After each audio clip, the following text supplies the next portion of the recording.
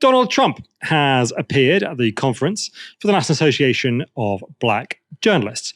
Usually, this kind of event is a pretty anodyne opportunity for politicians to get their message across. And this is a key group of people for Trump to win over. Many voters in key swing states are black. But this event didn't go quite to plan. A lot of people did not think it was appropriate for you to be here today. You have pushed false claims about some of your rivals, from Nikki Haley to former President Barack Obama, saying that they were not born in the United States, which is not true. You have told 4 congresswomen of color who were American citizens to go back to where they came from. You have used words like animal and rabid to describe black district attorneys. You've attacked black journalists, calling them a loser, saying the questions that they ask are, quote, stupid and racist. You've had dinner with a white supremacist at your Mar-a-Lago resort. So my question, sir, now that you are asking black supporters to vote for you, why should black voters trust you after you have used language like that? Well, first of all, I don't think I've ever been asked a question in such a horrible manner. First question. You don't even say, hello, how are you? Are you with ABC? Because I think they're a fake news network, a terrible network.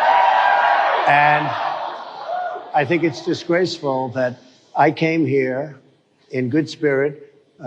I love the black population of this country. I've done so much for the black population of this country, including employment, including opportunity zones with Senator Tim Scott of South Carolina, which is one of the greatest programs ever for black workers and black entrepreneurs. I've done so much. And, and I say this, historically, black colleges and universities were out of money. They were stone cold broke. And I saved them and I gave them long-term financing and nobody else was doing it. I think it's a very rude introduction. I don't know exactly why you would do something like that. Trump didn't really like the questions, but it was a fairly comprehensive summary of Trump's litany of statements about black Americans. Although some punches were actually pulled there, Trump has a history of not just saying racist things about black people, but also racist policies in the Trump organization before he even got into politics. Just one example is that in 1973, Trump management was sued by the US Department of Justice for discrimination against prospective black renters. Back to the Q&A. Here's what he had to say his message to black voters was. My message is to stop people from invading our country that are taking, frankly, a lot of problems with it. But one of the big problems, and a lot of the journalists in this room I know and I have great respect for, a lot of the journalists in this room are black. I will tell you that coming from the border are millions and millions of people that happen to be taking black jobs. You had the best. What exactly is a black job, sir? A black job is anybody that has a job. That's what it is. Anybody that has a job. All right. And Mr. they're taking the employment away from black people. They're coming in, they're invading. It's an invasion of millions of people, probably 15, 16, 17 million people. I have a feeling it's much more than that. And everybody's been seeing what's happened. The first group of people, the black population, is affected most by that. And Kamala is allowing it to happen. She's the border czar. She's the worst border czar in the history of the world. There's never been a border czar like this. She's never even essentially been. She said she was there once, but not the right part of the border. So she was a border czar. She's done a horrible job. These people are coming into our country and they're taking black jobs and Hispanic jobs. And frankly, they're taking union jobs. Unions are being very badly affected by all of the millions of people that are pouring into our country. That was what Trump said his message was to black voters when asked. And those comments on black jobs are very transparently an attempt to pit Mexicans or other minorities against black people in the US. Later on, he made some quite extraordinary and obviously false claims about his electoral opponent, Kamala Harris. Some of your own supporters, including Republicans on Capitol Hill, have labeled Vice President Kamala Harris, who is the first black and Asian American woman to serve as vice president and be on a major party ticket, as a DEI hire. Is that acceptable language to you? And will you tell those Republicans and those supporters to stop it? How do you define DEI? Go ahead. How do you define it? Diversity, equity, inclusion. Okay, yeah, go ahead. Is that what your definition? That is Give me a literally definition the words then. Would you give me a definition DEI. of that? Give me a definition. Sir, of I'm that. asking you a question, No, a you very have to direct define question. it. Define it for me, if you I would. just defined it, sir. Do you believe that Vice President Kamala Harris is only on the ticket because she is a black woman? Well, I can say no. I think it's maybe a little bit different. So I've known her a long time indirectly, not directly very much. And she was always of Indian heritage, and she was only promoting Indian heritage. I didn't know she was black until a number of years ago when she happened to turn black, and now she wants to be known as black.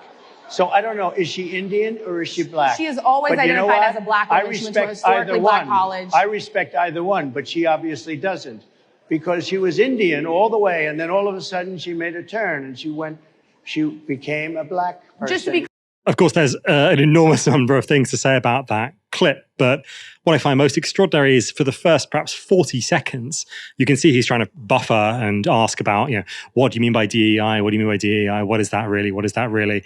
While he's obviously thinking at the same time, what am I going to say next? And this is the thing that he comes out with. Of course, the two ethnicities aren't mutually exclusive. Her father was black and her mother was Indian. But it's also a pretty strange approach to racial categories to insist that everyone must neatly fall into just one, particularly a society made up like America, which is almost entirely immigrants of one form or another. We'll have many millions of people who don't fit neatly into any given category. It's a sort of a segregationist's idea of the world, that every race is somehow its own separate thing, and that's where everyone stays. The first part of the answer was revealing as well, of course. DEI, or diversity, equity, and inclusion, has become something of a boogeyman for the American right in recent years. When Trump was almost assassinated, some on the American right tried to explain the Secret Service's failure by pointing to DEI as an apparent culprit. So when it comes to the stuff about DEI, I think that it actually has a lot more of an interesting conversation around it than a lot of people think. People just kind of throw it away and go, oh, well, they're just being racist or whatever. I mean, what's kind of central to this becoming part of like the right-wing lexicon in terms of how they discuss race issues in the United States, for example, and it's coming in over here. Liz Truss tried it for a bit, but it didn't really work in the same way, is the specific bogeyman that they're attacking here is this idea, this almost, again, yet another kind of conspiracy that they have, that for some reason corporations, corporate America, and their kind of allies in the Democratic Party or whatever it might be, are trying to force DEI upon people. Of course, DEI just means some kind of it's the diversity that they take kind of issue here with. Like this, they're kind of trying to they're having forced diversity. It's happening amongst their TV shows, the media that they consume, and within politics, for example. And where they've got this from is this idea, well, companies will have DEI departments to maintain their commitments to DEI or whatever. Now, what this is, of course, is just a way of stopping themselves falling foul of equality legislation so that they save money by not getting sued. But they, for some reason, have thought that what these people are doing is actually ideological in nature. These aren't profit seekers seeking profit by appealing to a marketplace or by making sure they don't fall foul of equalities legislation. They think that the people at the top of these companies, the people like Larry Fink or Klaus Schwab or whatever, are deliberately trying to undermine what they view to be the correct kind of diversity mix up within these companies. It's a really kind of strange conspiracy that they've got going on. But of course, that has kind of become a more kind of big tent issue, which has become, again, another thing that we've heard all these times, the way in which they couch their language. For example, when they talk about, it used to be politically correct, and then it's woke, and then it's DEI, whatever it might be. Because it's not actually really and truly about any kind of perceived wrongness. It's just their kind of innate dislike of it not looking the same way that it used to, hence why Make America Great Again was such a strong campaign for these kind of people. As for Trump's comments about Kamala Harris's ethnicity specifically, I think that when it comes to Donald Trump, we spend a lot of time analysing the things that he says in good faith. In general, I just think he's an idiot. I just think he's really stupid. I think that's the big problem that we have here, is that I don't think this is a comment that just show that he understands what he's talking about. He just says whatever he makes up as he goes along, and people take it far too seriously rather than just completely brushing with it. This is moronic, in my opinion, personally. I agree with you, absolutely, yeah, moronic, but it's also pernicious in a very deep way, because it means that any time that anybody who is not white has a job, they can be understood to be some sort of DEI hire. Everyone is cast doubt on. I do also want to agree with you on the corporate stuff and how sort of strange it is that corporations in the imaginary of the American right have been understood to have very clearly defined politics, to the point where, I think it was a few years ago, Tucker Carlson, the American right-wing host, had a list of left-wing companies and right-wing companies. And I believe that in the list of left-wing companies, there were placed things such as Raytheon, which is a weapons company, because it had some sort of pro-diversity hiring policy. There is one last clip I want to go to a bit later on from this Trump interview, where Trump starts to complain about the fact that he is no longer running against Biden. I was running against a man named Biden. You probably saw that.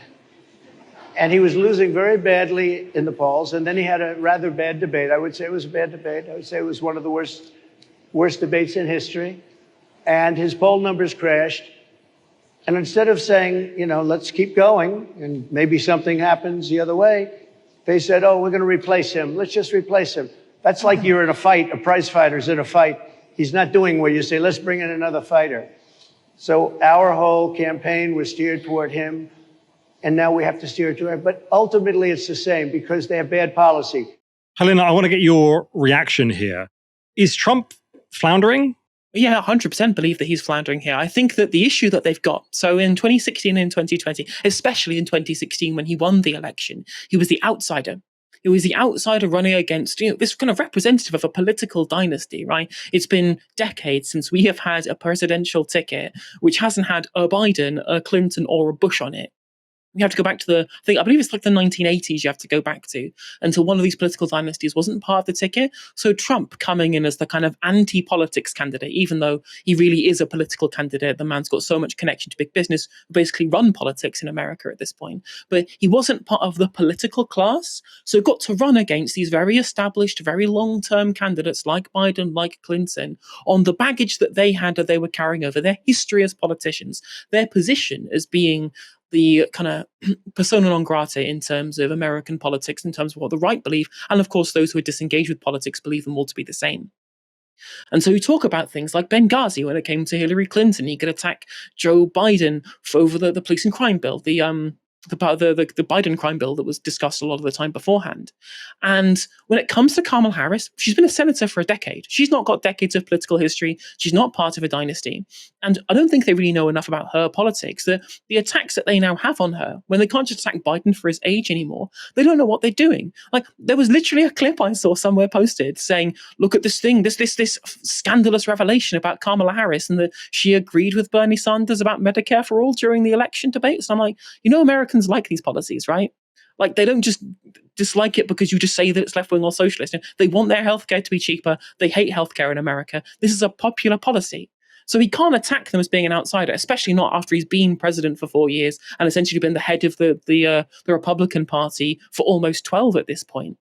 The idea that somehow they can attack from being on the outside, they have no attack lines anymore. And they'll try and attack them, attack her ostensibly from the left, but this kind of ACAB politics that we criticize Kamala for from the left, that doesn't play well with swing voters either. They don't really have anywhere to go. And you can see the problems that they had. It's why they wanted to organize this interview with Black Journalists of America, because somewhere where Trump is increasing his vote share as among ethnic minority communities, especially Black men, for example, young Black men have been kind of moving towards the Trumpian base because, again, he feels like he's outside of politics. And then now these actually interact with them. It's a complete car crash. And I think that the more these incidents happen, and the closer they get to the election, these kind of failures of messaging will become far more prominent and far more widespread. And if it continues, I think that will really trouble him come the election.